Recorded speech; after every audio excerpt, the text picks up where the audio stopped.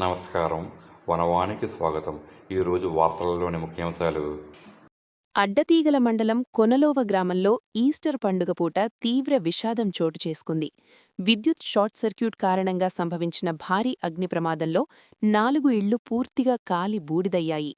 అదృష్టవశాత్తు ప్రమాద సమయంలో ఇళ్లలో ఎవరూ లేకపోవడంతో పెను ప్రాణనష్టం తప్పింది. అయితే సర్వస్వం కోల్పోయిన బాధితులు కట్టుబట్టలతో వీధిన పడ్డారు. వివరాల్లోకి వెళితే ఆదివారం ఈస్టర్ పండుగను పురస్కరించుకుని కొనలోవ గ్రామస్తులందరూ ఊరి సమీపంలో సామూహిక వంటలు చేసుకుంటున్నారు. గ్రామంలోని వారంతా పండుగ సంబరాల్లో ఉండగా ఒక్కసారిగా విద్యుత్ షార్ట్ సర్క్యూట్ జరిగి మంటలు చెలరేగాయి.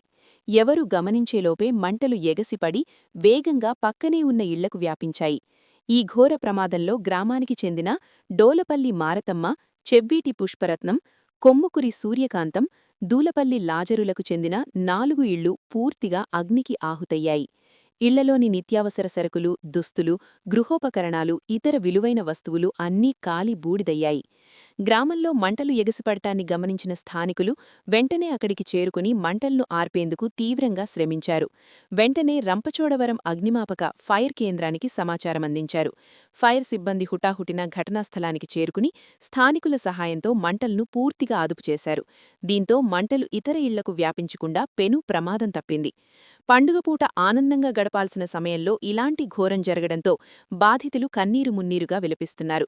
రెక్కాడితేగాని డొక్కాడని తమ నివాసాలు కళ్ళెడుటే కాలిపోవడంతో కట్టుబట్టలతో రోడ్డును పడ్డాలని ఆవేదన వ్యక్తం చేస్తున్నారు.